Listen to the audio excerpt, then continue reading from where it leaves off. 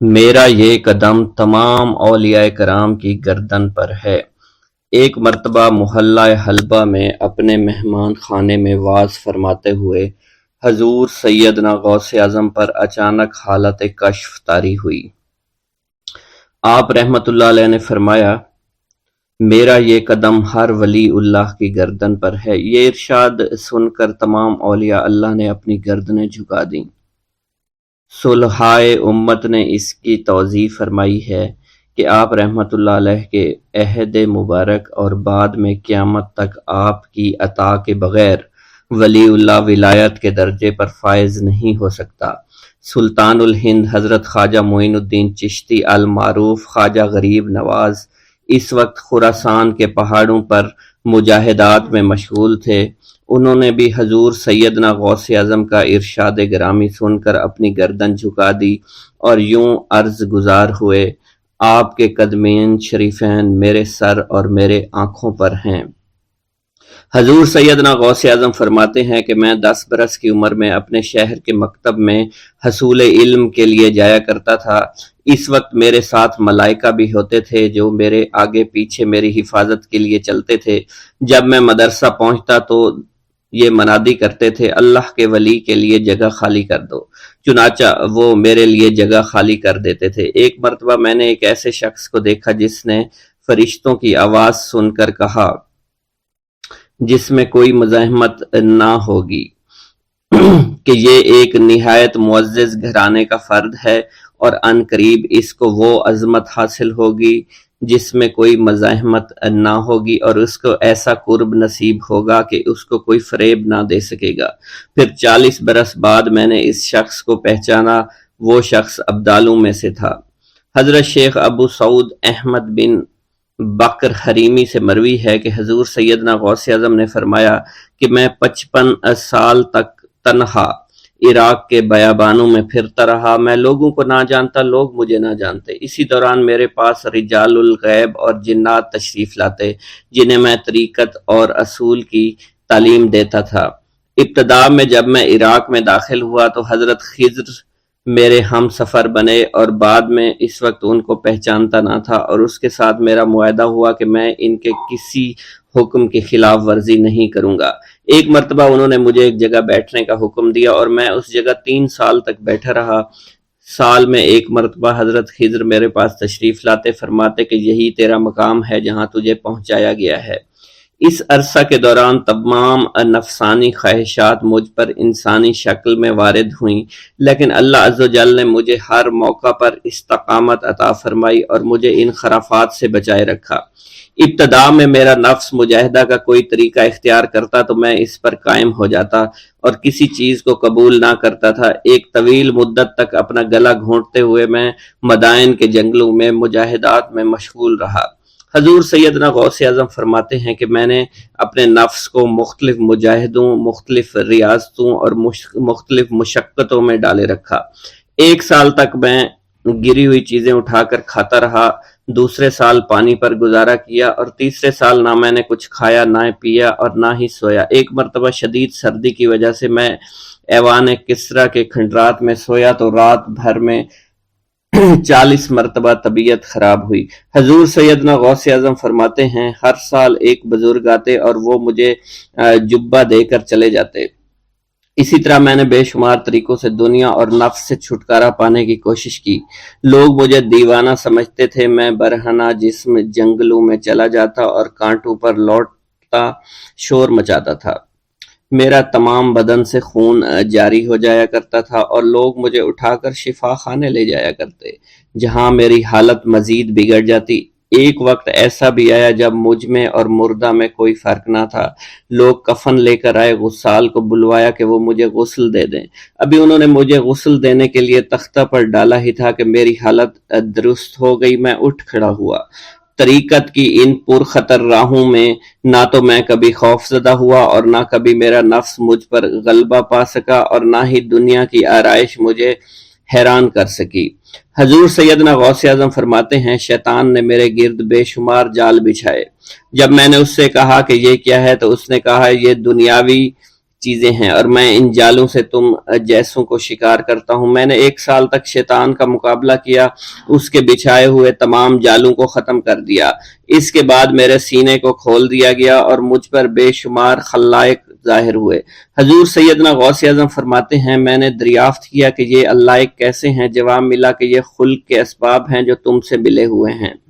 میں سال بھر ان کی جانب متوجہ رہا یہاں تک کہ وہ مجھ سے جدا ہو گئے۔ جب مجھ پر میرا باطن ظاہر کیا گیا تو میں نے اپنے قلب کو بہت سے علائق سے ملوث پایا۔ میں نے دریافت کیا کہ یہ علائق کیا ہیں؟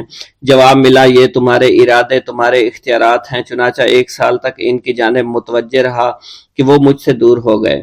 میرا قلب ان تمام غلاظتوں سے نجات پا گیا۔ پھر مجھ پر میرے نفس کو ظاہر کیا گیا، میں نے اس کا مشاہدہ کیا، مجھے معلوم ہوا اس کے ساتھ کچھ امراض اور بھی ہیں اور نفس کی خواہشات زندہ ہیں، نفس کا شیطان سرکش ہے۔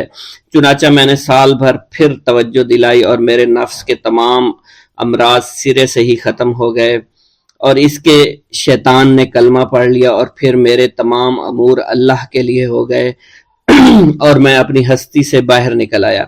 حضور سیدنا غوث اعظم فرماتے ہیں پھر میں توکل کے دروازے پر آیا تاکہ میرا مقصد پورا ہو، لیکن جب میں نے توکل کے دروازے پر پہنچا تو بے شمار لوگ موجود تھے۔ میں اس ہجوم کو چیرتا ہوا آگے بڑھا اور شکر کے دروازے پر پہنچ گیا، یہاں پر بھی لوگوں کا جمع غفیر موجود تھا، اس سے بھی چیرتا ہوا آگے بڑھا اور مشاہدہ کے دروازے پر پہنچ گیا اور یہاں پر موجود ہجوم کو چیرتا ہوا اندر داخل ہوا، حتیٰ کہ سب سے آخر میں مجھے فقر کے دروازے پر لایا گیا۔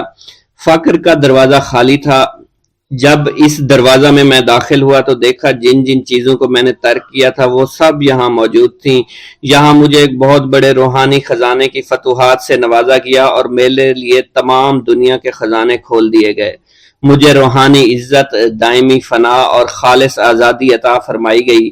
میری تمام چیزیں جو میری ہستی اور میری صفات سب معدوم ہو گئیں اور میری ہستی کی جگہ کسی اور نے لے لی۔ حضرت شیخ ابو سعید مخزومی نے حضور سیدنا غوث اعظم کو خرقہ خلافت سے نوازا اور فرمایا اے عبد القادر، یہ وہ خرقہ ہے جو حضور نبی کریم صلی اللہ علیہ وسلم نے حضرت سیدنا علی المرتضیٰ کو عطا فرمایا، اور حضرت سیدنا علی المرتضیٰ نے یہ خرقہ حضرت خواجہ حسن بصری کو عطا فرمایا تھا، جس سے ہوتا ہوا یہ خرقہ مجھ تک پہنچا، اور یہ تمہاری امانت تھی جو میں نے تم تک آج پہنچا دی ہے۔ حضور سیدنا غوث اعظم نے جب خرقہ مبارک کو زیب تن کیا تو آپ پر بے شمار انوار و تجلیات کی بارش ہونا شروع ہو گئی۔ حضور سیدنا غوث اعظم نے حضرت شیخ ابو سعید مخزومی کے مدرسہ میں تدریسی فرائض سر انجام دینا شروع کر دیے۔ آپ کے لیے فی الحال تدریسی مصروفیات کے علاوہ کوئی کام نہ تھا۔ آپ کی شبانہ روز کی محنت سے آپ کے نام کا شعرہ کچھ ہی دنوں میں سارے بغداد میں پھیل گیا۔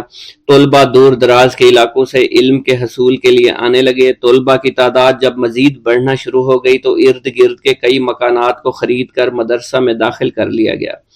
کتب سیر میں منقول ہے کہ 528 ہجری میں آپ مدرسہ نظامیہ کی وسیع عمارت تعمیر فرما چکے تھے۔ اس مدرسہ کی تعمیر میں آپ نے بحیثیت مزدور بھی حصہ لیا تھا۔ حضرت شیخ ابو الخشاب سے مروی ہے کہ میں جوانی میں جب علم نحو پڑھ رہا تھا تو لوگوں نے مجھے حضور سیدنا غوث اعظم کے پاس جانے کا مشورہ دیا، اور اس کی وجہ سے مجھے بھی اشتیاق ہوا کہ میں آپ کا واز سنوں۔ ایک مرتبہ کچھ لوگوں کے ہمراہ آپ کی مجلس میں دوستوں کے ہمراہ حاضر ہوا۔ آپ نے میری جانب توجہ کرتے ہوئے فرمایا ہماری صحبت اختیار کر لو۔ چنانچہ میں نے آپ کے فرمان کے مطابق آپ کی صحبت کو اختیار کر لیا۔ آپ نے مجھے علم نحو کے علاوہ علوم عقلیہ اور تقلد حاصل کیے جس سے مجھے کوئی واقفیت پہلے نہیں تھی۔ 1 سال کے عرصہ میں آپ کی نظر کرم سے میں نے وہ علوم حاصل کر لیے جو گزشتہ اتنی عمر گزارنے کے باوجود بھی مجھے حاصل نہیں ہوئے تھے۔ منقول ہے حضرت شیخ بقا بن بطو، شیخ علی بن ہیتی اور شیخ کیلوی جب حضور سیدنا غوث اعظم کے مدرسہ میں آتے تو جھاڑو دیا کرتے تھے اور چھڑکاؤ کرتے تھے، لیکن آپ کی اجازت کے بغیر کبھی اندر داخل نہ ہوتے تھے۔ اجازت ملنے کے بعد آپ حضرات اندر داخل ہوتے اور اجازت ملنے پر ہی بیٹھتے تھے۔ آپ سے امان طلب کرتے اور امان مل جانے کے بعد مؤدب ہو کر بیٹھ جاتے۔ جس وقت آپ کہیں جانے کا ارادہ کرتے تو یہ حضرات سواری کے ہمراہ چلتے۔ آپ انہیں اس فعل سے منع فرمایا کرتے تھے اور کہتے تھے کہ ہمیں آپ کے ذریعے قرب الہی حاصل ہوا ہے۔ حضرت شیخ محمد قائل الادنیٰ سے مروی ہے کہ ایک مرتبہ حضور سیدنا غوث اعظم سے دریافت کیا گیا کہ آپ کی بزرگی اور عظمت کا راز کیا ہے؟ آپ نے فرمایا کہ میں کبھی جھوٹ نہیں بولتا اور کبھی کسی سے کذب بیانی نہیں کرتا۔ ایک گاؤں کے بارے میں کہا جاتا تھا کہ جہاں قدرت کی بے پناہ نعمتیں تھیں، اللہ پاک نے وہاں کے لوگوں کو مالا مال کیا ہوا تھا۔ ایسی نعمتیں کہ جن نعمتوں کو دیکھ کر انسان اکثر مغرور ہو جایا کرتے ہیں، مگر وہاں پر کچھ مسلمان تھے، اور سب سے بڑی اور بری بات یہ تھی کہ وہاں کے تمام لوگ کافر تھے۔ وہ کفار اپنی دولت پر بہت فخر کیا کرتے تھے، کیونکہ ان میں ہر ایک انسان بہت دولت مند تھا، ہر ایک کے پاس بے بہا پیسے تھے، کسی کو پیسوں کی کمی نہیں تھی۔ وہاں کے سردار کی ایک اکلوتی بیٹی تھی جس کو سردار بے پناہ پیار کرتا تھا۔ اس سردار کی بیٹی بے پناہ مغرور، ظالم، گھمنڈی تھی۔ وہاں پر غریب لوگ صرف مسلمان ہی تھے، تمام کافر ایک دوسرے کی مدد کیا کرتے تھے، لیکن مسلمانوں کی مدد کرنے والا وہاں پر کوئی نہ تھا۔ وہاں پر انہیں کوئی دیکھنے والا نہ تھا۔ سردار کی بیٹی کو کالے جادو میں خوب مہارت حاصل تھی، اور وہ جادو کی وجہ سے وہاں پر رہنے والے غریبوں پر بہت ظلم کیا کرتی تھی۔ تمام مسلمان اس سے بے حد پریشان تھے، اور وہ لوگوں کو غلام بناتی اور مزدور بناتی تھی۔ اگر ان میں کوئی اس کی بات نہ مانتا تو اس کو قیدی بنا کر اپنے اشاروں پر نچایا کرتی تھی۔ اس بستی میں چونکہ اکا دکا مسلمان تھے جن کا کوئی پرسان حال نہیں تھا، کوئی بھی ان کو بچانے والا نہیں تھا۔ جب وہ سردار کی بیٹی کے ظلم حد سے بڑھ گئے تو مسلمانوں میں سے ایک بوڑھے شخص نے اللہ کے حضور گڑ گڑا کر دعائیں کی، اے اللہ، ہمارے چند نسلیں جو یہاں پر بچی ہوئی ہیں، ان نسلوں کو تو بچا لے۔ یہ سردار کی بیٹی جس نے ہمارا جینا دشوار کر رکھا ہے، یہاں کوئی بھی انسان ہمارا حال نہیں پوچھتا، اور نہ ہی ہمارے پاس مال و دولت ہے، اور نہ ہی ہمارے پاس جسمانی طاقت بچی ہے۔ یا اللہ، ہمارے لیے کوئی ایسا بندہ بھیج جو نہ صرف طاقتور ہو بلکہ اس جادوگرنی یعنی سردار کی بیٹی کو بھی ہرا سکے۔ اللہ رب العزت نے اس بوڑھے کی دعا کو قبول فرمایا، اور یوں اس جگہ پر ایک اللہ والے کو بھیج دیا، اور وہ اللہ والے ایسے ہی بستی میں داخل نہیں ہوئے، بلکہ ایک دن کچھ عجیب واقعہ ہوا۔ ان کافروں کا سردار جنگل میں سیر سپاٹے کرتے ہوئے نکلا تھا، بڑی شان سے چلتا ہوا وہ سفر کر رہا تھا۔ اچانک ایک زہریلا سانپ اس کے سامنے آیا۔ اس زہریلے سانپ نے بادشاہ کو ڈس لیا، اور وہ بے ہوش ہو کر زمین پر گر پڑا اور تڑپنے لگا۔ اس کے جو ساتھی تھے انہوں نے جب اپنے سردار کو یوں تڑپتا ہوا دیکھا اور سردار کی غیر حالت دیکھی تو کہ جسے ایک زہریلے سانپ نے کاٹ لیا ہے، تو وہ فوراً اسے اٹھا کر گھر لے آئے تاکہ اسے بچانے کے لیے کچھ کیا جا سکے۔ اس لڑکی نے اپنے باپ کی جب یہ حالت دیکھی تو اپنے آس پاس کے بڑے بڑے حکیموں کو بلایا، لیکن عجیب بات یہ تھی کہ لاکھ کوشش کے باوجود زہر نکالنے میں سارے ناکام ہو رہے تھے، اور زہر تیزی کے ساتھ اس کے جسم میں پھیلتا چلا جا رہا تھا۔ لیکن اسی وقت وہاں ایک درویش کی آمد ہوئی، ایک اللہ والے آئے، ان اللہ پاک نے اس مقصد کے تحت وہاں بھیجا تھا۔ اس اللہ کے ولی نے سردار کے گھر پر پہنچ کر دروازے کو کھٹکھٹایا۔ نوکروں نے پوچھا کون ہو، کس سے ملنا ہے؟ اس نے کہا میں نے سنا ہے کہ یہاں کے سردار کو سانپ نے ڈس لیا ہے۔ نوکر کہنے لگے کہ تمہیں کیسے پتا چلا کہ یہاں کے سردار کو سانپ نے ڈس لیا ہے؟ تم تو ہمیں اجنبی لگتے ہو، ہم نے تمہیں آج تک یہاں نہیں دیکھا ہے۔ اس نے کہا میں مسافر ہوں اور مجھے خبر ملی ہے کہ یہاں کے سردار کو ایک زہریلے سانپ نے ڈس لیا ہے اور کوئی بھی اس کا علاج نہیں کر پا رہا۔ نوکروں نے کہا تم کون ہو؟ اللہ والے نے کہا میں حکیم ہوں اور میں ان کے علاج کی غرض سے یہاں آیا ہوں۔ وہ نوکر اللہ والے کی حالت دیکھ کر ہنسنے لگے، کیونکہ آپ نے پھٹے پرانے کپڑے پہن رکھے تھے اور دیکھنے سے بہت غریب معلوم ہوتے تھے۔ وہ نوکر کہنے لگے کہ اتنے بڑے سردار کا علاج کرو گے؟ ارے یہاں تو اس کے پاس بڑے بڑے حکیم بلائے گئے ہیں، ہمارے سردار کے پاس پیسوں کی کوئی کمی نہیں ہے، اور وہ تم جیسے غریب سے بھلا کیوں علاج کروائیں گے؟ درویش نے کہا اگر تم چاہتے ہو تمہارے سردار کی جان بچ جائے پھر مجھے اندر جانے دو۔ غلام کہنے لگا ٹھیک ہے ہم اندر جا کر اجازت لے کر آتے ہیں۔ نوکر اندر گئے، سردار کی بیٹی سے کہا ایک غریب آیا ہے، کپڑوں سے فقیر معلوم ہوتا ہے لیکن کہتا ہے میں سردار کا علاج کر سکتا ہوں اور میں سردار کا علاج کروں گا۔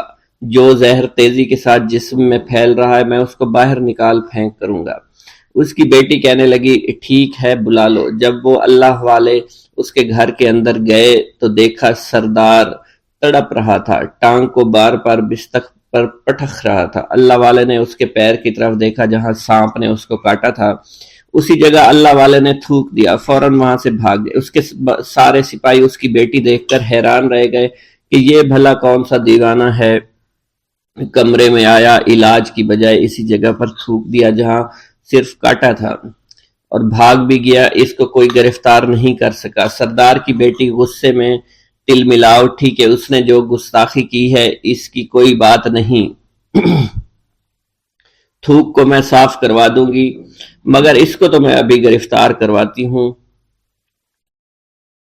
اور اس نے اپنے سردار کے ایک نوکر سے کہا کہ اس تھوک کو صاف کرو۔ اس نوکر نے تھوک کو صاف کرنے کی بجائے اس کو اچھی طرح سے ٹانگ پر مل دیا۔ لڑکی نے کہا کیا کر رہی ہو؟ اس فقیر نے میرے باپ کی ٹانگ پر تھوک دیا، اب اس تھوک کو تم مل رہے ہو۔ حکیم نے اپنے ہاتھ کے اشارے سے سردار کے بیٹے کو روک دیا۔ جیسے اس تھوک کو سردار کی ٹانگ پر ملا گیا فوراً سارا زہر ختم ہو گیا۔ جو ٹانگ کٹنے کے قابل تھی وہ ٹانگ بالکل ٹھیک ہو چکی تھی، جو نیلی پڑ چکی تھی اب اصلی حالت میں آہستہ آہستہ واپس آ رہی تھی۔ اور جب وہ قبیلے کا سردار بالکل ٹھیک ہو گیا، ہوش میں آ گیا تو حیران رہ گیا۔ اسے بتایا کہ فقیر بابا کے تھوک کی وجہ سے آپ ٹھیک ہوئے ہیں۔ اس نے کہا وہ بزرگ تو ہمارے لیے مسیحا ہے، تم لوگوں نے انہیں جانے کیوں دیا؟ انہیں میرے پاس لے کر آؤ، انہوں نے ہم پر بہت بڑا احسان کیا ہے، ہم اس کے احسان کا بدلہ ضرور چکائیں گے۔ اس کی بیٹی جو خاموشی سے باپ کو دیکھ رہی تھی اس نے کچھ بھی نہ کہا۔ گاؤں کے سردار کے کہنے پر سارے سپاہی اللہ والے کو ڈھونڈنے کے لیے نکل گئے۔ وہ چاروں طرف پھیل گئے لیکن کہیں بھی اللہ والے کا پتہ نہیں چل رہا تھا۔ پھر جب سپاہی تلاش کرتے کرتے جنگل میں داخل ہوئے، وہاں ایک درخت کے نیچے ایک آدمی کو عبادت کرتے ہوئے دیکھا۔ وہ غور سے اس کو دیکھ رہے تھے اور کہہ رہے تھے یہ کس طرح کی عبادت کر رہے ہیں؟ ہم لوگ تو اپنے بتوں کے آگے ہاتھ جوڑتے ہیں، یہ نہ جانے کس کو سجدہ کر رہے ہیں۔ خیر، عبادت کے فوراً بعد اللہ والے کو پکڑ لیا، گاؤں کے سردار کے سامنے پیش کیا۔ وہ کہنے لگا آپ کون ہیں اور کہاں سے آئے ہیں؟ سب سے پہلے تو میں گستاخی کی معافی چاہتا ہوں، میرے لوگوں نے آپ کے ساتھ بڑی بدتمیزی کی لیکن آپ کی وجہ سے آج میں زندہ ہوں۔ ہم گناہ گاروں کی وجہ سے آپ جیسے لوگوں کو بہت تکلیف ہوئی ہے، اس لیے میں معذرت چاہتا ہوں۔ آپ سے درخواست کرتا ہوں کہ آپ میری طرف سے یہ قیمتی لباس یعنی کپڑے اور عربی گھوڑا قبول کیجئے۔ اللہ والوں نے اس کی طرف مسکرا کر دیکھا اور کہا یہ گھوڑا، یہ لباس بہت قیمتی ہے مگر یہ لباس پہن کر اس گھوڑے کے لیے گھاس کاٹوں گا تو کیا اچھا لگوں گا؟ سردار نے کہا فکر نہ کریں، گھوڑے کے ساتھ ساتھ ہم آپ کو نوکر بھی دیں گے۔ اللہ والے نے کہا کہ اتنی مال و دولت اور نوکروں کے ساتھ میں اکیلا رہوں گا؟ گاؤں کا سردار بولا حضور آپ کی یہ بات سن کر میں سوچ میں گم ہو گیا ہوں، لیکن یہ میری بیٹی آپ کے سامنے حاضر ہے۔ بیٹی حیرت سے اپنے باپ کو دیکھ رہی تھی کہ میرا باپ اب کیا کہنے والا ہے۔ سردار نے کہا میری بیٹی جسے آپ نے دیکھ لیا ہے اس کی شادی میں آپ سے کر دوں گا مگر ایک شرط ہے کہ آپ کو اپنے مذہب کو چھوڑنا پڑے گا۔ میرے سپاہیوں نے آپ کو عبادت کرتے ہوئے دیکھا ہے، جہاں تک ہمارے معمولات ہیں ہم بتوں کے آگے سجدہ کرتے ہیں اور ان کی عبادت کرتے ہیں، اور آپ جس کے آگے سجدہ کرتے ہیں وہ اللہ ہے، یعنی آپ مسلمان ہیں، اس لیے آپ کو اپنا مذہب چھوڑنا پڑے گا۔ کیا آپ ایسا کر سکتے ہیں؟ اللہ والے نے کہا کہ مجھے ایک بات بتائیے، آپ سب کچھ دیکھ رہے ہیں، آپ نے مجھے یہ بھی دعا دی کہ میری اولادیں ہوں اور آپ کی نسل آپ کی بیٹی سے چلے گی۔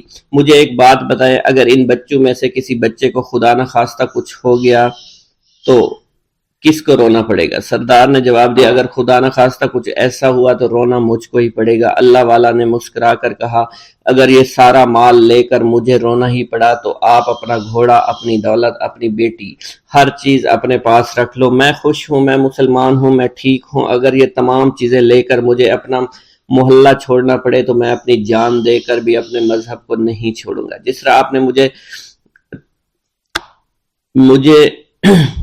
نوازا ہے، میں اسی رب کے دین کو چھوڑ کر چلا جاؤں گا۔ صرف چند پیسوں کی خاطر میں ہر دن پیسہ نہیں کر سکتا، اور اپنی درویشی میں بہت خوش ہوں۔ اللہ نے مجھے جس مقصد کے لیے بھیجا تھا وہ میرا مقصد پورا ہو جائے گا۔ گاؤں کے سردار نے پوچھا، یہ کہہ کر وہ اللہ والے جانے لگے تو سردار نے درویش کو رک جانے کا کہا اور کہنے لگے میں نے مال دے کر تمہیں آزمایا اور تمہیں پرکھا، لیکن تم اپنے مذہب کو چھوڑنے پر راضی نہیں ہو۔ اگر تم یہی سب کرنے آئے تھے تو تمہیں اس بات کا ڈر نہیں؟ کیا تم نہیں جانتے ہم کتنے طاقتور ہیں، اور میری بیٹی اپنے عمل میں اتنی ماہر ہے کہ تمہیں یہاں کھڑے کھڑے ابھی جنگلی جانور بنا سکتی ہے۔ اللہ والے نے کہا کہ اس نے جنگلی جانور کمزور لوگوں کو بنایا ہوگا، یہ مجھے جانور بنا کر تو دکھائے۔ اس سے پہلے کہ گاؤں کا سردار اپنی بیٹی سے کچھ کہتا کہ اس پر وار کرو، اللہ والے نے جادوگرنی پر ایسی پھونک ماری کہ وہ اسی وقت ایک بہت بڑی چھپکلی بن گئی۔ وہ کچھ بھی نہیں کر پا رہی تھی، وہ چھپکلی اتنی بڑی تھی کہ وہاں پر جتنے بھی انسان کھڑے تھے ان سب میں سب سے زیادہ اونچا اس کا قد تھا۔ وہ چھپکلی اللہ والے کے پاس آئی، اپنا زہر اس پر اگلنا چاہتی تھی کہ اسی وقت اس نے اس کے منہ پر تھوک دیا۔ تھوکنے کی دیر تھی وہ چھپکلی جلنے لگی، اور جس سے گرمی کی وجہ سے اس کا چہرہ پگھل رہا تھا، اس کا چہرہ جل کر کالا ہو چکا تھا۔ وہ مرنے والی تھی کہ سردار دوڑتا ہوا قدموں میں آ کر گر پڑا اور معافی مانگنے لگا اور کہنے لگا حضور اس گستاخی کے لیے میں معذرت خواہ ہوں، آپ مجھے معاف کر دو، میں نے سچ میں آپ کو بہت کمزور سمجھا تھا، آپ کو آپ کا مذہب سے ہٹانا چاہا تھا۔ اگر میری بیٹی ٹھیک ہو جائے تو میں سچ کہتا ہوں یہاں پر جتنے لوگ ہیں ہم پوری کی پوری بستی مسلمان ہو جائیں گے۔ اللہ والے نے کہا کہ ہم تمہیں اپنے دین میں شامل کرنے کے لیے یہ سب نہیں کر رہے، بلکہ تم لوگ مسلمان بھائیوں پر جو ظلم کرتے ہو وہ ظلم کو ختم کرنے کے لیے ہم یہاں آئے ہیں۔ ہمارے دین میں جبر اور ظلم نہیں۔ اگر تمہارے بیٹی سے انسان بن کر سدھر جاتی ہے تو اس کو اس کی اصلی حالت میں لانے کے لیے میں خود کو اللہ کی بارگاہ میں پیش کروں گا اور دعا کروں گا۔ سردار کہنے لگا کہ ہاں میری بیٹی اصلی حالت میں اگر آ جائے تو پھر ہم کسی پر ظلم و ستم نہیں کریں گے، اور میں دل سے اپنی بیٹی کے لیے معافی چاہتا ہوں۔ آج سے یہ کوئی بھی جادو ٹونا اور مسلمانوں کو تنگ نہیں کرے گی، اور نہ ہی کسی مسلمان پر یہ ظلم اور جبر کرے گی۔ بس آپ اسے دوبارہ سے انسان بنا دے۔ اللہ والا نے چھپکلی پر دوبارہ سے پھونک ماری تو پھر سے انسان بن گئی، اور اللہ والے کے قدموں سے وہ لپٹ گئی، کہنے لگی مجھے معاف کر دیجئے، مجھے معاف کر دیجئے، میں نے اپنے آپ کو بہت طاقتور سمجھا۔ اس لڑکی کا آدھا چہرہ جل چکا تھا اور کالا ہو چکا تھا۔ وہ کہنے لگی کہ آج اپنے باپ کے ساتھ میں آپ کے دستے مبارک پر مسلمان ہونا چاہتی ہوں۔ میں وعدہ کرتی ہوں کہ آج سے اس بستی پر کوئی بھی کافر کسی مسلمان کے ساتھ بدتمیزی نہیں کرے گا، زیادتی نہیں کرے گا، ظلم اور جبر نہیں کرے گا، بلکہ ہم سب یہاں مل جل کر رہیں گے اور بھائی چارے کے ساتھ رہیں گے۔ ہم سب مسلمان ہو جائیں گے، اور پھر یوں اللہ والے کے ہاتھوں پوری بستی کا سردار اور اس کی بیٹی نے اسلام قبول کر لیا، اور سردار نے اللہ والے سے اپنی بیٹی کا نکاح کر دیا، اور پھر اس بستی میں ہمیشہ کے لیے امن و امان قائم ہو گیا۔ دریائے دجلہ پر مسلح بچھانا۔ حضرت سہیل بن عبداللہ فرماتے ہیں ایک مرتبہ حضور سیدنا غوث اعظم شیخ عبد القادر جیلانی رحمۃ اللہ علیہ عرصہ دراز تک اہل عراق کی نظروں سے اوجھل رہے۔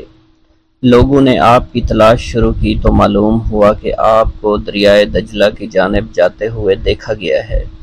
جب آپ کو تلاش کرتے ہوئے لوگ دریائے دجلہ کے کنارے پہنچے تو دیکھا آپ پانی پر چلتے ہوئے آ رہے ہیں۔ اسی دوران مچھلیاں بکثرت آپ کی خدمت میں حاضر ہو کر سلام عرض کر رہی ہیں۔ اسی دوران نماز ظہر کا وقت ہو گیا اور ایک سبز رنگ کا سونے و چاندی سے مزین مصلی نظر آیا جو کہ تخت سلیمانی کی مانند تھا، اور وہ مصلی دریائے دجلہ کے اوپر معلق ہو گیا۔ جب وہ مصلی بچھ گیا تو بہت سے لوگ آئے اور اس مصلی کے برابر کھڑے ہو گئے۔ ان لوگوں کے چہروں سے بہادری اور شجاعت جھلک رہی تھی۔ سب لوگ جو آپ کی تلاش میں آئے تھے ان کی زبانیں گنگ ہو چکی تھی، ان کی آنکھوں سے آنسو جاری تھے۔ ایک پروقار شخصیت نے آگے بڑھ کر تکبیر پڑھی اور آپ نے نماز کی امامت فرمائی۔ ملک شام میں ایک ابدال کا وصال ہو گیا۔ حضور سیدنا غوث اعظم سرزمین عراق سے فوری روحانی طور پر وہاں تشریف لے گئے۔ اس ابدال کا جنازہ میں حضرت خضر علیہ السلام اور دیگر ابدال بھی تشریف لائے۔ نماز جنازہ کی ادائیگی کے بعد آپ نے حضرت خضر سے کہا کہ قسطنطنیہ میں فلاں کافر کو یہاں لاؤ۔ حضرت خضر علیہ السلام نے اس کافر کو فوراً پیش کر دیا۔ آپ نے اس کافر کو کلمہ پڑھا کر مسلمان کیا اور اس کی مونچھوں کو پست کروا دیا۔ آپ نے اپنی ایک ہی نظر سے اس کافر کو ابدال کے مقام پر فائز فرما دیا۔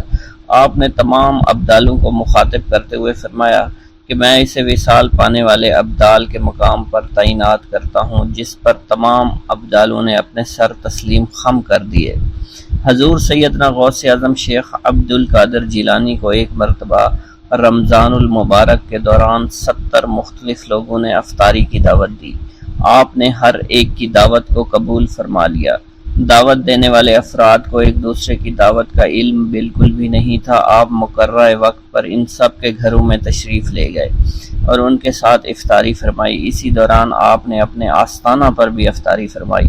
صبح جب ہر شخص اپنی اس سعادت کی گفتگو کر رہا تھا تو انہیں معلوم ہوا کہ آپ نے ہر گھر میں افطاری کی ہے۔ اسی دوران خدام آستانہ عالیہ پر بھی آ گئے اور کہنے لگے آپ نے حسب معمول آستانہ عالیہ پر بھی کل ہی افطاری فرمائی تھی۔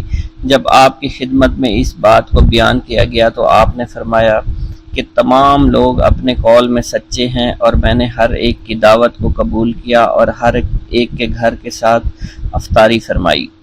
منقول ہے خلیفہ وقت نے جب ابو یحییٰ بن سعید جو کہ ابن المزاحم ظالم کے نام سے مشہور تھا کو قاضی کے عہدے پر تعینات کیا۔ حضور سیدنا غوث اعظم ممبر پر جلوہ افروز ہوئے اور خلیفہ کو مخاطب کرتے ہوئے فرمایا کہ تم نے ایک ظالم شخص کو قاضی مقرر کیا ہے۔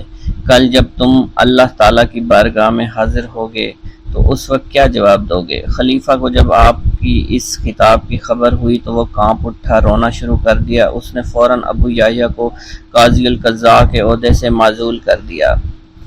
حضرت شیخ ابو عباس خضر حسین فرماتے ہیں ایک رات ہم سب حضور سیدنا غوث اعظم کی خدمت میں حاضر تھے۔ خلیفہ وقت حاضر ہوا اور آپ کی خدمت میں سلام کرنے کے بعد مؤدب ہو کر وہ بیٹھ گیا۔ اس نے آپ کی خدمت میں 10 تھیلیاں دیناروں سے بھری ہوئی پیش کرنا چاہییں، لیکن آپ نے انہیں قبول کرنے سے انکار کر دیا۔ جب خلیفہ کا اصرار زیادہ ہوا تو آپ نے ان میں سے 2 تھیلیوں کو پکڑ کر نچوڑا، جس میں سے خون ٹپکنا شروع ہو گیا۔ آپ نے خلیفہ سے فرمایا تم لوگوں کا خون نچوڑ کر میرے پاس لائے ہو۔ اس کی بات سن کر خلیفہ بے ہوش ہو گیا۔ آپ نے فرمایا اگر مجھے خلیفہ کے آل رسول اللہ صلی اللہ علیہ وسلم کی عزت نہ ہوتی تو میں اس خون کو اس کے محلوں کی جانب بہا دیتا۔ حضرت شیخ ابو قاسم سے منقول ہے حضور سیدنا غوث اعظم ہوا میں چلا کرتے تھے۔ فرماتے تھے کہ سورج جب تک مجھے سلام نہ کرے نہیں نکلتا۔ ہر سال میرے پاس آ کر مجھے سلام کرتا ہے اور بتاتا ہے کہ مجھ میں فلاں فلاں واقعات ہوں گے۔ اسی طرح مہینہ، ہفتہ اور دن مجھے سلام کرنے کے لیے آتے ہیں اور بتاتے ہیں کہ ہم فلاں فلاں امر وقوع پذیر ہوں گے۔ مجھے اپنے رب کی قسم لوح محفوظ میں نیک و بد میری آنکھوں کے سامنے پیش کیا جاتا ہے۔ میں مشاہدہ خداوندی اور علم خداوندی کے سمندروں میں غوطہ زن رہتا ہوں۔ میں تم سب پر حجت اللہ ہوں۔ میں روح زمین پر رسول اللہ صلی اللہ علیہ وسلم کا نائب اور وارث ہوں۔ شیخ المشائخ حضرت ابو قاسم خلف سے منقول ہے فرماتے ہیں حضرت ابو عمرو عثمان بن اسماعیل نے مجھے 905 ہجری میں بغداد بھیجا تاکہ میں ان کے لیے حضرت امام احمد بن حنبل کی کتاب مسند امام احمد کا نسخہ لا سکوں۔ جب میں بغداد شریف آیا میں نے لوگوں کو حضور سیدنا غوث اعظم کی جانب مائل دیکھا۔ مجھے معلوم ہوا کہ آپ جو کہتے وہ وقوع پذیر ہو جاتا۔ دفتن میرے دل میں یہ خیال آیا کہ یہ اگر میرے دل کی بات بتا دیں تو میں ان کی ولایت کا قائل ہو جاؤں گا۔ چنانچہ میں نے خلاف عادت بات سوچی کہ جب میں ان کے پاس جاؤں سلام کروں تو یہ میرے سلام کا جواب نہ دیں، مجھ سے منہ پھیر کر اپنے خدام سے کہیں کہ اس آنے والے کو ایک چھوارے کا ٹکڑا اور شہد کا ایک دانگ لاؤ، اور جب یہ دونوں چیزیں آ جائیں تو آپ مجھے کلہ پہنائیں اور میرے سلام کا جواب دیں۔ حضرت ابو قاسم فرماتے ہیں یہ سب دل میں سوچتے ہوئے میں ان کے پاس جا پہنچا۔ میں نے آپ کو سلام کیا، آپ نے میرے سلام کا جواب دینے کی بجائے منہ پھیر لیا۔ اپنے خادم سے کہا جاؤ چھوارے کا ٹکڑا اور شہد کا دانگ لاؤ جو دانہ بھر سے زیادہ نہ ہو۔ اللہ عز و جل کی قسم آپ نے وہی الفاظ دہرائے جو میرے دل میں تھے۔ پھر جب خادم وہ چیزیں لے آیا تو آپ نے میرے سامنے پیش کی اور مجھے کلاه پہنانے کے بعد میرے سلام کا جواب دیا اور فرمایا اے خلف تو یہی چاہتا تھا۔ حضرت ابو قاسم خلف بن عیاش شافعی فرماتے ہیں میں دل سے آپ کی عظمت کا قائل ہو گیا، آپ کی خدمت میں رہ کر احادیث کا علم حاصل کیا۔ حضرت شیخ ابو مظفر منصور فرماتے ہیں میں حضور صلی اللہ علیہ وسلم حضور سیدنا غوث اعظم رحمۃ اللہ علیہ کی خدمت میں حاضر ہوا۔ اس وقت میں جوان تھا اور میرے پاس فلسفہ علم الروح کی ایک کتاب تھی۔ آپ نے مجھ سے فرمایا اے منصور یہ کتاب تیرا برا ساتھی ہے، اٹھو اسے دھو دو۔ حضرت شیخ ابو مظفر منصور فرماتے ہیں مگر میرے دل نے اس کو دھو ڈالنا مناسب نہیں سمجھا۔ اس کتاب میں منقول چند مسائل مجھے بے حد مرغوب تھے۔ میں نے ارادہ کیا کہ میں آپ کے سامنے سے اٹھوں اور اس کی کتاب کو گھر لے جاؤں۔ آپ نے میری جانب دیکھا اور مجھ سے اٹھا نہ گیا اور میری حالت قیدی کی سی ہو گئی۔ آپ نے مجھ سے فرمایا کتاب دو۔ میں نے جب اسے کھولا تو وہ سفید کاغذ تھے جس پر کوئی حرف نہ لکھا ہوا تھا۔ آپ نے اس کتاب کی ورگردانی شروع کر دی اور فرمایا یہ کتاب فضائل قرآن ہے اور یہ محمد بن زریش کی تصنیف ہے۔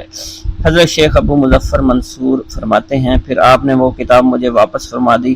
میں نے جب اس کتاب کو دوبارہ دیکھا تو وہ واقعی فضائل قرآن کی کتاب تھی اور محمد بن زریش کی تصنیف تھی۔ آپ نے فرمایا کیا تو توبہ کرتا ہے کہ اپنی زبان سے وہ بات کہے جو تیرے دل میں نہ ہو؟ میں نے عرض کی ہاں۔ اس کے بعد مجھے فلسفہ و احکام اور روحانیت جو مجھے یاد تھے وہ بھول گئے اور میرے باطن سے ایسے محو ہوئے کہ کبھی میرے دل میں آئے ہی نہیں تھے۔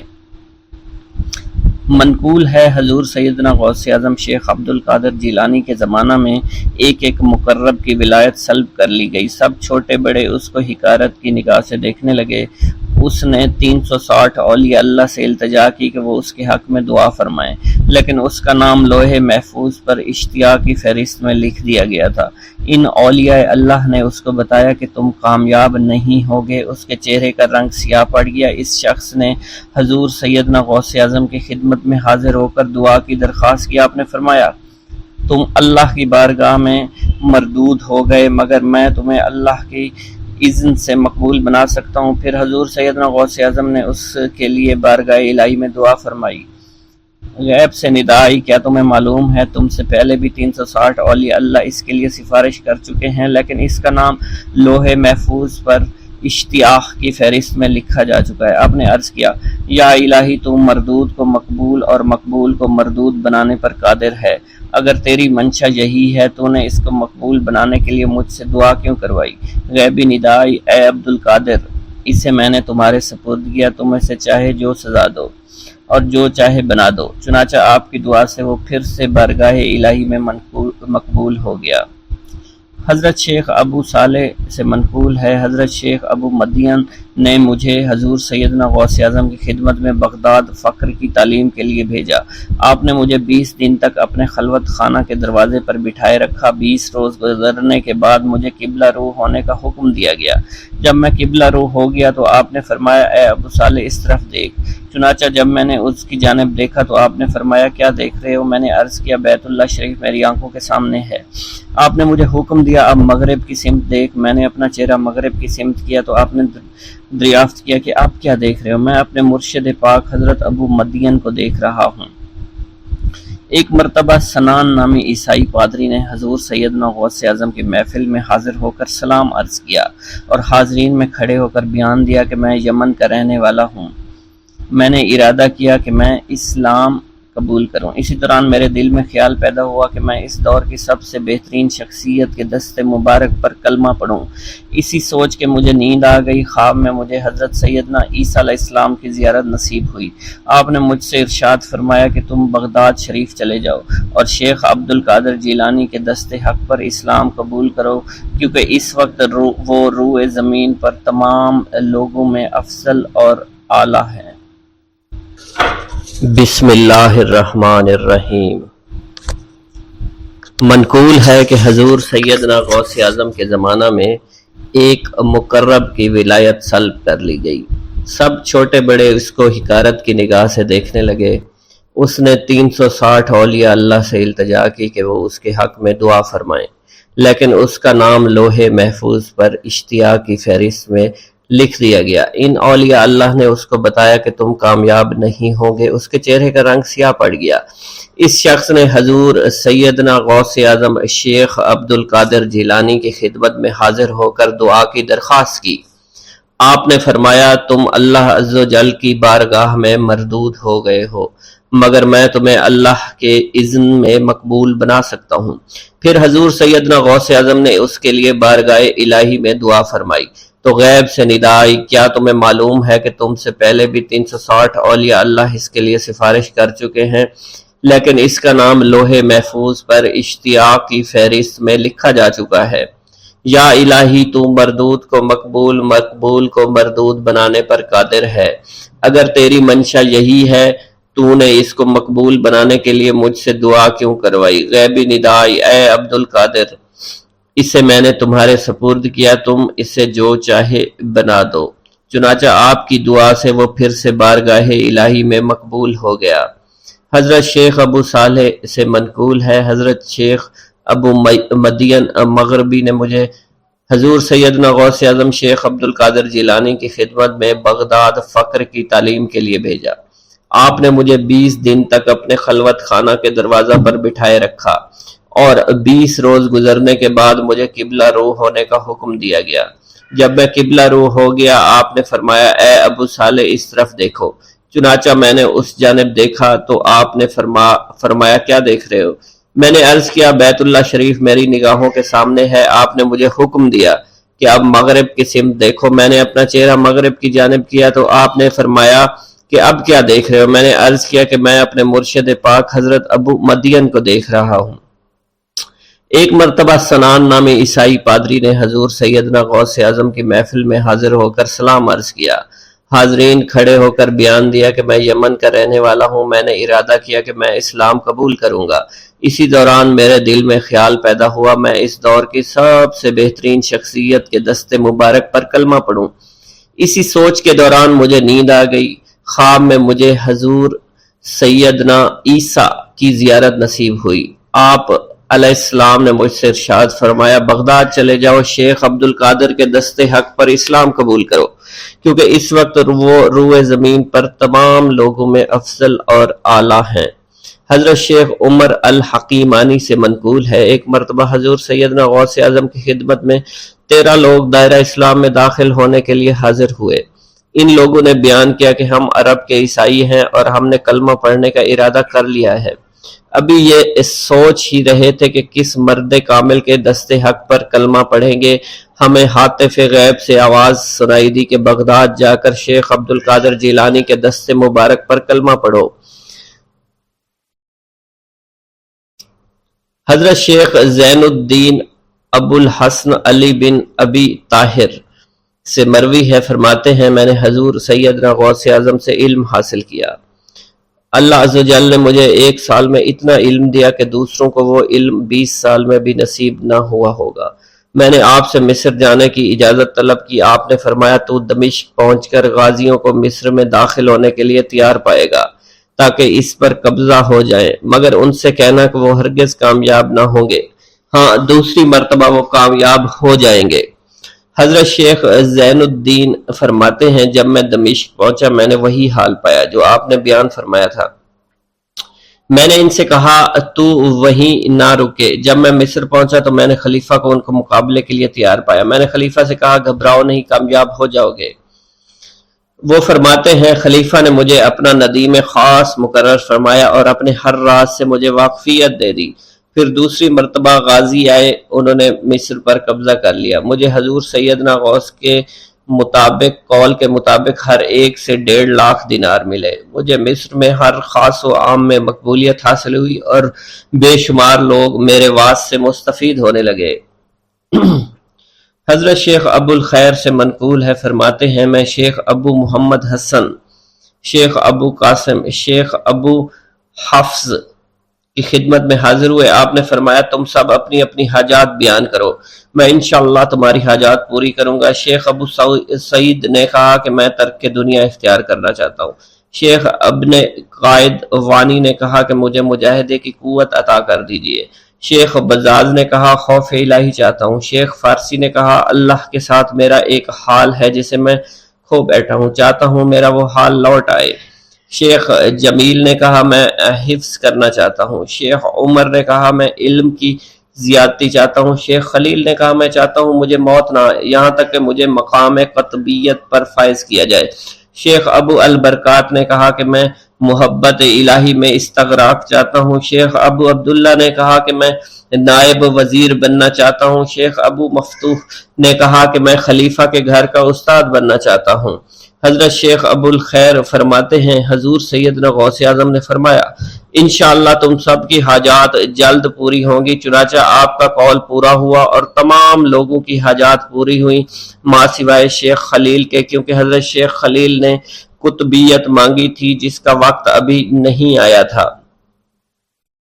حضرت ابو السعد عبداللہ سے مروی ہے کہ میری کنواری بیٹی فاطمہ گھر کی چھت پر چڑھی تو اسے کوئی چیز اٹھا کر لے گئی۔ اس وقت میری بیٹی کی عمر 16 برس تھی۔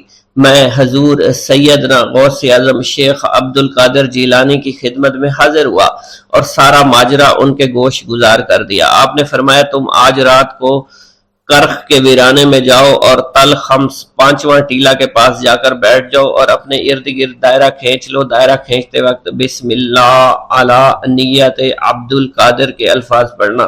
جب رات بڑھے گی جنوں کے گروہ مختلف شکلوں میں تیرے نزدیک سے گزریں گے، تم انہیں دیکھ کر خوف زدہ مت ہونا۔ جب صبح ہو جائے گی تو جنوں کا بادشاہ ایک جماعت کے ہمراہ گزرے گا، وہ تجھ سے تیری حاجت پوچھے گا، تو اسے بتانا عبد القادر نے بھیجا ہے اور میری حاجت یہ ہے۔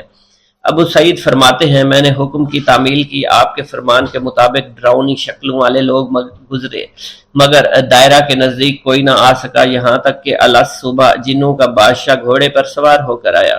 اس کے ساتھ ایک کثیر جماعت بھی تھی۔ اس نے مجھ سے کہا میری حاجت پوچھی۔ میں نے اسے حضور سیدنا غوث اعظم کا پیغام پہنچاتے ہوئے کہا اور اپنی حاجت بیان کی۔ میری بات سن کر وہ بادشاہ گھوڑے سے اترا، زمین کو بوسہ دیتے ہوئے دائرہ کے کنارے بیٹھ گیا۔ بادشاہ کے بیٹھتے ہوئی جماعت بھی بیٹھ گئی۔ پھر بادشاہ نے اپنی جماعت کے کچھ لوگوں کو حکم دیا جاؤ جس نے یہ کام کیا ہے اسے میرے پاس لے کر آؤ۔ چنانچہ وہ لوگ ایک سرکش جن کو پکڑ لائے جس کے ساتھ میری بیٹی بھی تھی۔ جنوں کے بادشاہ سے کہا گیا کہ یہ ملک چین کے سرکش جنوں میں سے ہے۔ بادشاہ نے اس جن کو مخاطب کرتے ہوئے کہا کہ تمہیں قطب وقت کے قدموں کے نیچے سے لڑکی اٹھانے کی جرت کیوں کر پیش ہوئی؟ اس سرکش جن نے کہا کہ میں اس لڑکی پر عاشق ہو گیا تھا۔ بادشاہ جن نے اس سرکش جن کو سر قلم کرنے کا حکم دیا اور میری بیٹی مجھے واپس لوٹا دی۔ میں نے بادشاہ جن سے کہا کہ تم نے حضور سیدنا غوث اعظم کا حکم بجا لانے میں کوئی کسر نہ چھوڑی۔ بادشاہ جن نے کہا کہ وہ گھر بیٹھے ہم جیسے سرکشوں کو دیکھ لیتے ہیں، خواہ کتنی ہی دور کیوں نہ بیٹھے ہوں۔ جب اللہ عز و جل کوئی کتب مقرر کرتا ہے تو اسے جن و انس پر قدرت عطا فرما دیتا ہے۔ تفریح الخاطر میں منقول ہے حضور سیدنا غوث اعظم کے وصال کے بعد ایک شخص جو کہ عرصہ دراز سے مرشد کامل کی تلاش میں تھا اور وہ آپ کا شورا سننے کے بعد آپ کی خدمت میں بغداد شریف پہنچا۔ جب اس شخص کو معلوم ہوا کہ آپ وصال فرما گئے ہیں تو وہ آپ کی قبر مبارک پر حاضر ہوا اور آداب زیارت بجا لایا۔ آپ اپنی قبر مبارک سے باہر تشریف لائے، اس کا ہاتھ پکڑ کر اسے سلسلہ عالیہ قادریہ میں بیعت فرما دیا اور اس کی جانب خصوصی توجہ فرمائی۔ حضرت ابو بکر ارقیمی فرماتے ہیں، میں ابتدائی عمر میں شتر بانی کا کام کیا کرتا تھا۔ ایک مرتبہ مجھے ایک شخص کے ساتھ حج کرنے کا اتفاق ہوا۔ اس شخص کو یہ خطرہ لاحق ہوا کہ وہ عنقریب مر جائے گا۔ اس نے مجھے ایک چادر اور 10 دینار دیے اور فرمایا، یہ میری امانت تم بغداد شریف واپس جا کر حضور سیدنا غوث اعظم شیخ عبد القادر جیلانی رحمۃ اللہ علیہ کی خدمت میں پیش کر دینا۔ حضرت ابو بکر الکیمی فرماتے ہیں کہ میں اس وصیت کے کچھ دنوں بعد اس شخص کا انتقال ہو گیا۔ میں جب بغداد شریف تشریف لایا تو لالچ میں پھنس گیا۔ میرے دل میں خیال آیا ان چیزوں کے متعلق کسی کو کچھ علم نہیں ہے، چنانچہ میں نے وہ چادر اور 10 دینار اپنے پاس رکھ لیے۔ ایک دن میں بازار سے گزر رہا تھا، میری ملاقات حضور سیدنا غوث اعظم سے ہوئی۔ میں نے آپ کو سلام کیا، آپ نے میرا ہاتھ پکڑ کر فرمایا، تم نے 10 دیناروں کے لیے بھی اللہ کا خوف نہیں کیا، میری امانت اپنے پاس رکھ لی اور میرے پاس اپنی آمد و رفت بھی ختم کر لی۔ حضرت ابو بکر ارقیمی فرماتے ہیں کہ حضور سیدنا غوث اعظم کی بات سن کر مجھ پر غشی طاری ہو گئی، اور جب مجھے ہوش آیا میں نے وہ چادر اور 10 دینار لا کر آپ کی خدمت میں پیش کیے اور معافی کا خواستگار ہوا۔ واللہ عالم۔ بسم اللہ الرحمن الرحیم۔ ناظرین گرامی، روایت میں آتا ہے کہ قطب الاقطاب حضرت شیخ عبد القادر جیلانی الحسنی والحسینی الجیلانی، حضرت غوث اعظم شیخ عبد القادر جیلانی رحمۃ اللہ علیہ جب نماز ادا کرتے تو بہت زار و قطار رویا کرتے، یعنی گریہ زاری کیا کرتے تھے۔ روتے روتے آپ کی ہچکی بن جایا کرتی تھی۔ جب آپ رحمت اللہ علیہ مسجد میں اپنے مریدین اور شاگردوں کے ساتھ باجماعت نماز پڑھتے، اللہ پاک کی محبت اور عشق میں اتنے ڈوب کر عبادت کرتے کہ ان کے شاگرد آپ کی رقت آمیزی کو دیکھ کر، یعنی رونے کے انداز کو دیکھتے اور کہتے، اگر اصل نماز دیکھنی ہے تو غوث پاک کی نماز کو دیکھا جائے۔ تو ایک بار کا ذکر ہے کہ آپ رحمت اللہ علیہ عراق کی مسجد میں سے باجماعت نماز پڑھ کر باہر نکلے۔ آپ کے مریدین بھی آپ کے ساتھ تھے۔ آپ نے دیکھا کہ اسی محلے میں کچھ بچے اخروٹ کے ساتھ کھیل رہے ہیں۔ آپ بچوں سے بہت پیار کیا کرتے تھے، گویا کہ خود بچپن میں کبھی بچوں کی طرح کھیل کود نہیں کر سکے، لیکن بچوں کو دیکھ کر آپ مسکراتے تھے۔ آپ آگے بڑھنے لگے اور مریدین کی بڑی جماعت بھی آپ کے ساتھ تھی۔ ابھی آپ زیادہ دور نہیں گئے تھے کہ ان بچوں نے ایک دوسرے کے کان میں کچھ بولنا شروع کر دیا اور اشارے میں باتیں کرنے لگے کہ کیا خیال ہے کہ جو بابا جی سب سے نمایاں ہیں، نورانی چمکتے ہوئے چہرے والے ہیں، سب سے آگے چل رہے ہیں، ان کو بولا جائے جو فرمائش ہمیں کرنی ہے ان سے کر دیں، کیا یہ ہمیں ڈانٹیں گے تو نہیں؟ تو کچھ سمجھدار بچے ہم زبان ہوئے اور کہا، نہیں نہیں، یہ جو بابا ہے نا بہت اچھے ہیں، ان سے جو کچھ کہو گے انہوں نے وہ ہماری بات پوری کرنی ہے، ہم ان سے ایک میٹھی اور لذیذ چیز آج منگواتے ہیں۔ تو ان میں سے ایک بچہ جو سب سے بڑا تھا پاس آیا اور کہا، بابا میری بات سنیں۔ آپ نے بہت پیار اور شفقت سے اس کے سر پر ہاتھ رکھا اور کہا، بیٹا کہو۔ اس نے کہا کہ میرا دل کر رہا ہے کہ میں آپ سے کچھ مانگوں۔ آپ نے فرمایا کہ کہو بیٹا کیا چاہتے ہو؟ وہ کہنے لگا کہ مجھے آپ اس فلاں جلیبی والے سے جلیبی لا کر دے سکتے ہیں، میرا کھانے کا بہت دل کر رہا ہے۔ میں چلا جاتا، لیکن بابا میری باری آنے والی ہے، جب تک میں جلیبی لے کر وہاں آؤں گا میری باری چلی جائے گی۔ آپ رحمت اللہ علیہ کے وہاں کے مشہور بزرگ بڑے سردار لوگ ہیں، آپ کے خادمین آپ کے نوکر بننے کے لیے جان کی بازی لگانے کو تیار رہتے ہیں۔ ادھر وہ بچے آپ کے رتبے کو بھی دیکھ رہے تھے اور یہ بھی دیکھ رہے تھے کہ آپ کون سی شخصیت ہے، لیکن پھر بھی اتنے سارے لوگوں کو چھوڑ کر آپ سے وہ بچہ کہتا ہے کہ بابا مجھے جلیبی لا کر دے دیں۔ بابا جی نے کہا کہ ٹھیک ہے میں لا کر دے دیتا ہوں۔ آپ کا ایک مرید آپ کے پاس آیا اور کہا، حضرت آپ کیوں اس بات پر توجہ دے رہے ہیں؟ آپ اس بچے کی فرمائش پر جلیبی لا رہے ہیں۔ حضرت آپ پر میری جان قربان ہو، میں اس بچے کو جلیبی لا کر دے دیتا ہوں۔ آپ رحمتullah علیہ نے اسے اپنے ہاتھ کے اشارے سے منع فرمایا اور کہا اس نے مجھ سے کہا ہے نا تو میں ہی اس کی خواہش کو پورا کروں گا۔ پھر آپ رحمتullah علیہ اس جلیبی والے کے پاس تشریف لے گئے اور جلیبی والا کچھ دیر پہلے اداس بیٹھا ہوا تھا۔ آپ رحمتullah علیہ اس کی دکان میں تشریف لے گئے تو وہ خوشی خوشی سے جھومنے لگا۔ آپ رحمتullah علیہ نے اس جلیبی والے سے جلیبی لی، اس نے خوشی خوشی آپ رحمتullah علیہ کے ہاتھوں میں جلیبی تھما دی۔ وہ آدمی لگ بھگ 70 سال کا تھا، اس بڑھاپے میں بھی وہ کام کرنے پر مجبور تھا۔ اس کی آنکھوں میں آپ رحمتullah علیہ کو دیکھ کر آنکھوں سے آنسو آ گئے۔ اس نے روتے ہوئے کہا اللہ کا لاکھ لاکھ شکر ہے، اس نے میری دعا سن لی۔ آپ نے میری دکان میں قدم رکھے تو کئی دنوں سے آپ کے انتظار میں یہاں بیٹھا ہوا تھا۔ میں جانتا تھا کہ آپ ضرور میری دکان پر تشریف لائیں گے۔ آپ رحمتullah علیہ نے فرمایا تمہیں کیسے پتا تھا کہ میں تمہاری دکان پر آؤں گا؟ وہ کہنے لگا کہ حضرت عرصہ ہوا ہے، کئی مہینوں سے میرا کاروبار نہیں چل رہا تھا، میرا کاروبار دن بدن ٹھپ ہوتا جا رہا تھا، فاقوں تک کی نوبت آ گئی تھی۔ مجھے اپنی فکر نہیں تھی لیکن اپنے چھوٹے چھوٹے بچوں کی تھی۔ اس بڑھاپے میں اللہ تعالیٰ نے اولاد تو دی لیکن ان کو پالنے کا کوئی بندوبست نہیں ہو رہا تھا۔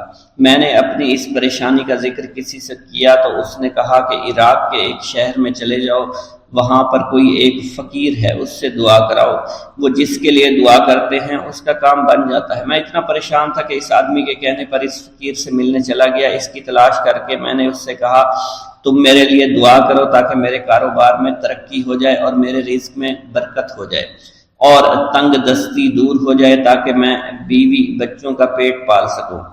فقیر مجھے دیکھ کر کہنے لگا کہ تم پیران پیر غوث اعظم دستگیر رحمتullah علیہ کو نہیں جانتے؟ میں نے کہا میں نہیں جانتا۔ وہ کہنے لگا حیرت ہے کہ تمہیں یہ پتہ نہیں کہ تم ان کو جانتے ہی نہیں کہ ولیوں کے سردار ہیں۔ میں تو بہت چھوٹا سا فقیر ہوں، میری دعاؤں میں اتنا اثر نہیں کہ وہ غوث اعظم رحمتullah علیہ ہیں، جس کے لیے بھی دعا کریں اس کا بیڑا پار ہو جایا کرتا ہے۔ اور جب اس دور میں غوث پاک رحمتullah علیہ خود موجود ہے تو پھر ہمارا کیا مقام ہوگا ان کی دعا کے آگے؟ ہماری دعا کچھ بھی نہیں ہے۔ میں نے کہا اگر یہ بات ہے کہ آپ سے بڑا کوئی بزرگ ہے تو مجھے بتائیے کہ غوث پاک رحمتullah علیہ مجھے کہاں ملیں گے اور میں کہاں جاؤں ان سے ملنے کے لیے؟ وہ کہنے لگا کہ وہ جیلان میں ہیں، تم ادھر جاؤ، ہماری کیا جرت کہ آپ کے لیے دعا کریں۔ آپ رحمتullah علیہ جس کے لیے بھی دعا فرماتے ہیں اس کا بیڑا پار ہو جاتا ہے اور اس کو کہیں بول جانے کی ضرورت نہیں ہوتی۔ حضور جب اس فقیر نے مجھے یہ بات کہی تو فوراً جیلان شریف میں آ گیا اور یہاں پر میں نے آپ کی تلاش شروع کی۔ آج دیکھیے آپ خود بخود میری دکان پر تشریف لائے ہیں۔ اب دیکھیے کہ آپ کے آنے سے کیسا نور میری دکان میں آ گیا ہے۔ حضور میرے حق میں دعا فرما دیجئے، اللہ پاک میری زندگی کو آسانیاں عطا فرمائے، مجھے اپنی بیوی اور بچوں کی بہت فکر ہے۔ آپ رحمتullah علیہ نے فرمایا پریشان ہونے کی ضرورت نہیں، اللہ تعالیٰ سب معاملات ٹھیک فرما دے گا۔ یہ کہہ کر آپ تشریف لے گئے، اس بچے کے پاس آئے اور اس کے ہاتھ میں جلیبی تھما دی۔ ابھی وہاں سے جانے والے تھے، دوسرا بچہ آیا، اس نے کہا کہ بابا آپ نے اس سے تو جلیبی لا کر دی ہے، مجھے بھی لا کر دیں۔ آپ نے اس سے بھی تسلی دی اور کہا میں تمہیں بھی جلیبی لا کر دے دیتا ہوں بیٹا۔ یہ دیکھ کر مریدین بہت غصہ ہونے لگے اور کہا کہ حضور ہم اس بچے کو جلیبی لا کر دے دیتے ہیں، آپ کیوں زحمت کرتے ہیں؟ لیکن آپ نے فرمایا نہیں، یہ بچے مجھ سے کہہ رہے ہیں نا، میں ان کا نہیں ٹال سکتا۔ حضور آپ بہت مصروف شخصیت ہے، کیوں ان چھوٹے بچوں کی باتیں سن رہے ہیں؟ آپ نے ہاتھ کے اشارے سے انہیں روکا اور فرمایا اللہ تعالیٰ نے ہمیں جس کام کے لیے چنا ہے بس وہ کام ہی ہم کر رہے ہیں، تم لوگ اللہ پاک کی حکمت کو نہیں سمجھ رہے۔ پھر آپ جتنی بار وہ بچے آپ کو بھیجتے رہے، آپ رحمتullah علیہ ان کے لیے جلیبیاں لاتے رہے، حتیٰ کہ آخری بچے کو بھی آپ نے جلیبی لا کر دے دی اور وہ مزے سے کھانے لگے۔ جلیبی کھانے کے بعد وہ آپ کو دعائیں کرنے لگے اور کہا آپ بہت اچھے انسان ہیں، جیسا کہ آپ کے بارے میں ہم نے سنا تھا آپ ویسے ہی ہیں، آپ اخلاق کے بہت عمدہ ہیں، آپ کی سخاوت کے بارے میں ہم نے جتنا سن رکھا تھا آپ اتنے ہی سخی ہیں، ہم آپ سے بہت خوش ہوئے۔ آپ رحمتullah علیہ مسکرائے، بچوں کی خوشی دیکھ کر آپ کو دلی اطمینان ملا۔ اب ایک اور نماز کا وقت ہو رہا تھا، آپ نے مریدین سے کہا کہ چلو نماز پڑھنے کے لیے مسجد میں چلتے ہیں۔ وہ سب مل کر مسجد میں چلے گئے اور اللہ کی عبادت میں مصروف ہو گئے۔